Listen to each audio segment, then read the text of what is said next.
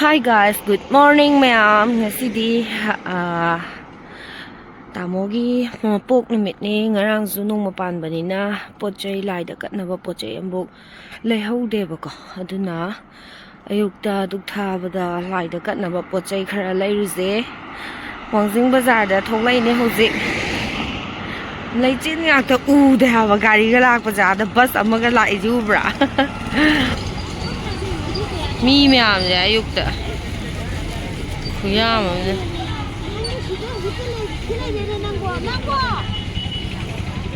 ngmjage kai ji kai no khara lawsalae lai katnaba injang kai ayukti potjay yam lairame bako ado kai no khara lawsalae. Good morning ma'am. Ai Tamogi Mapok numit ki lai da kari ngmjage khara kachage ado sum ma'am da ucharage ko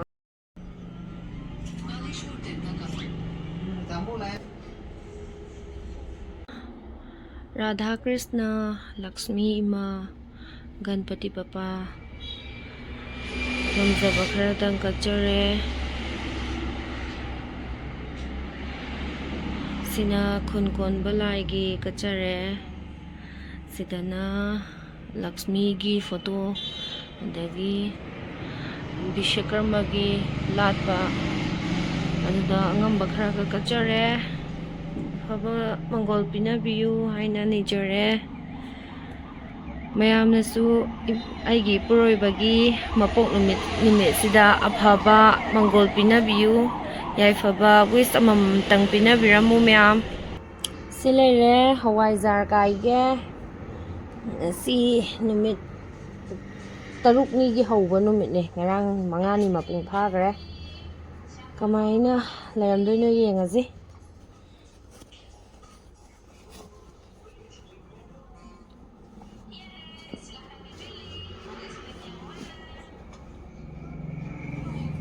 ing bani này nè mẹ yom chân bani ha bác cái đẹp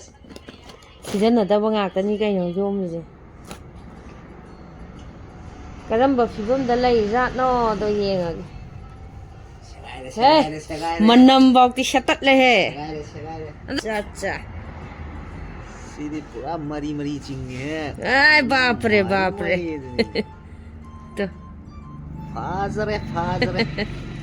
ngasi di chagempo mapada satharaji nangi napok numisu oiramina ayukse chagempo mo phudaraji ne horen sa nga chasalaga hojikna chagempo mo oina phudaraji horen di kai oin thongja aino खंदे harni फाजर है chatle mari oro chingdana to direct variety variety khana fajana hore fajana mari chele aidi mina lomba hawai jar ji chaning deba aduna isana lonjaragana penjai khara sarani khara thammani inempo ke khara pigrani ima ke khara pigrani duga chagem pomba hawbonga sarani lokthokpa lore si phijina ngahan manungi da yombado yam ingba haitare da aina haura roina ne sijina lokthoe duduga kaino da kari khawdo aina ngasai lokthokpa khawdo si khaw ngawuda hapchalle duga mopak phidak aina manbagi thamba jingdo adu jingduna loi yomjalle aduduga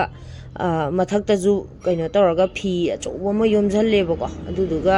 nungsada gari mathakta adagi jinga mathakta numit mangani mapung phana thammedana aduga tarukni gi ayukne ba ngasije aduga haure sumaina tida laire aina chagempomba tawbani ngasije sida hape ai ching khitang lore ko ching kheji khatane ai chagem pom bani ngana ching taptang hapchan bado yam haina debo ko aduna ching khitang lore machu khitang tha e sije to lage ꯊꯥꯎ ꯍꯩꯔꯒ ꯇꯣꯠꯂꯁꯨ ꯌꯥꯏ ꯑꯗꯨ ꯊꯥꯎꯗꯤ ꯍꯩꯔꯔꯣꯏꯒꯦ ꯉꯁꯤꯗꯤ ꯍꯣꯔꯦꯟ ꯊꯥꯎ ꯁꯣꯛ ꯐꯖꯅ ꯇꯧꯔꯒꯦꯕ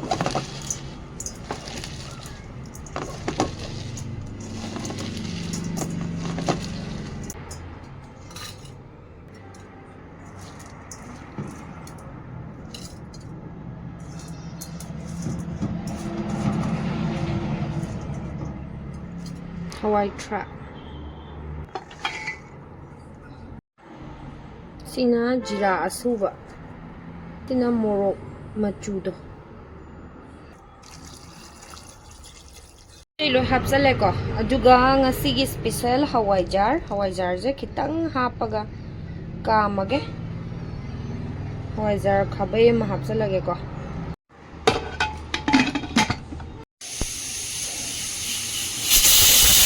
sida laire sida haidara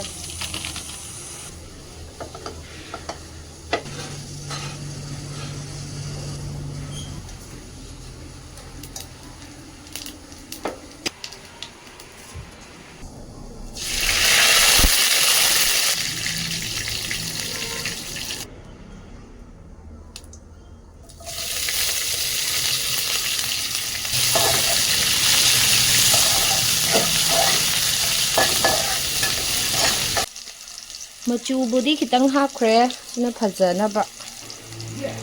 ha hawai jar hapage sidadi konanabdo haphoradang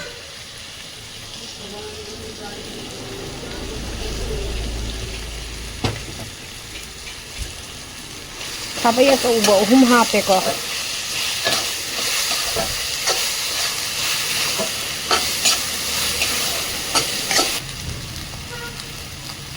se hijal lage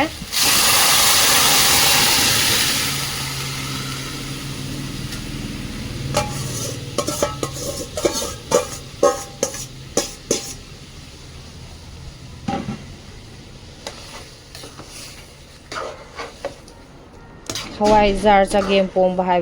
hawai jar na thak lauraga sabado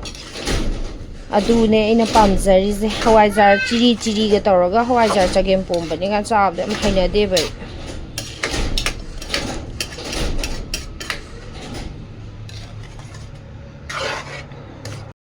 manam na laikai sat le he thum thage hadigom ga dagi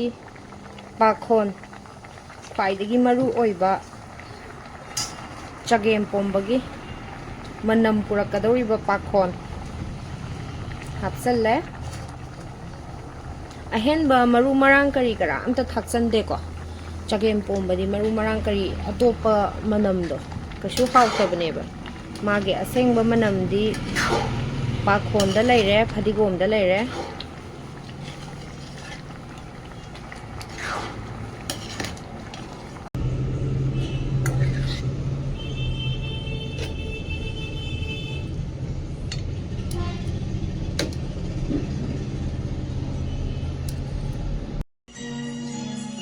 suti tharabani na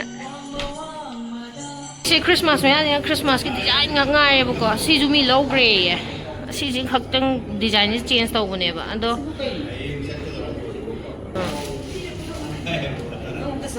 ai kai charo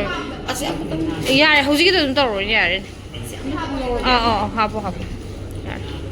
ikla doi tor si ju hawne si ju hawne si ki kaino dry nut ki siza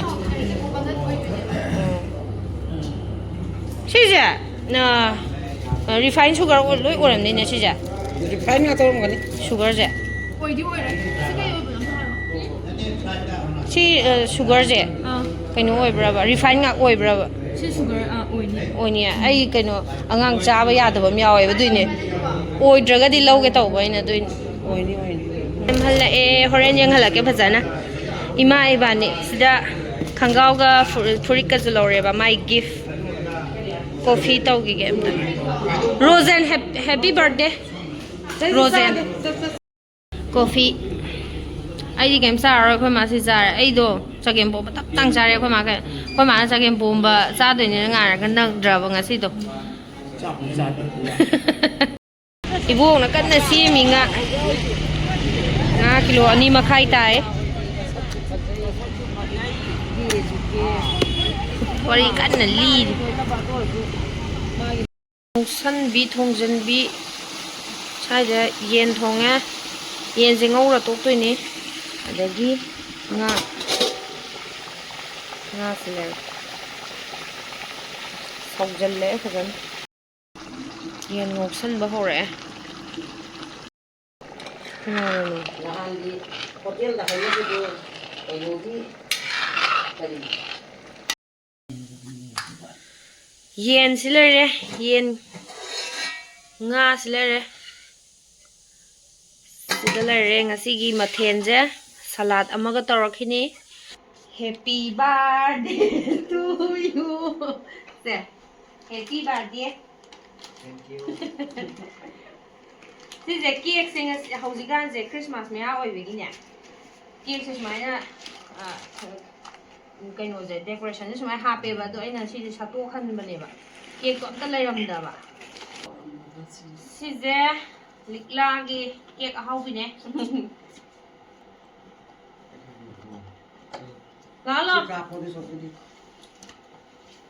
la oi ma ai sa lai city sang jalo ai video kana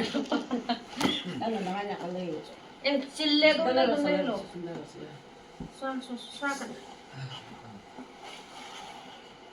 happy birthday happy birthday to you ibu hola di ai dong ne makha da jam na pak pane jem si je amda zoom taw law ne adu thelo no adu phajade na silo si hapa lai ne happy birthday rojen tha ne ngasi dagi 36 complete 37 hydrate kaka gi mingthon phangba hora awani kaka rojen ken ma khem pora si je hapa mane ba ha mada decoration ja ina si pa bi lo phon no khem pora ki ge ino na ko da tetzel ni ketan no phajade ba me khem do lai tro adu ni ko no do yaw ai ba bag ma sa yaw writer do yaw ni asul se da lai ko yaw ta si thung lo lo mày chỉ được sang lắc bòn chung ngak pra bravo lemon ai ke jam san ni si lo thok rồi happy birthday say happy birthday không sao không sao ta mu tin tin la ka là chiu ka lo thok ra kìa ko chả là par đó là happy birthday happy birthday naranu anu sau khat ko oi ro tarbar mai chumo na sa phajana yo ongam ba oyu dami birthday pi nga phajana tau ahalaman matik sana phajana ni om chumna lai bi na gì buồn cái lê mà kia chỉ muốn nó cũng ăn học thế mà lại nhớ rồi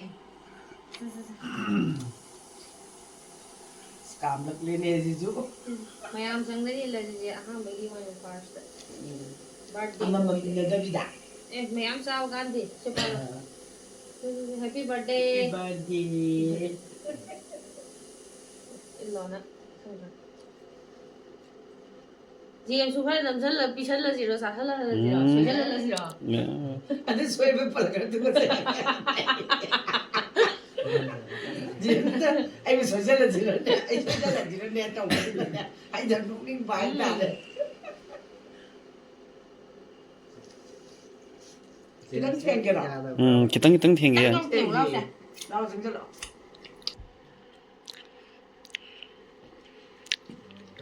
cha Lupa tụi mình tum mà lấy thuốc này đâu rồi quái lùi bơm ni har ka sen nam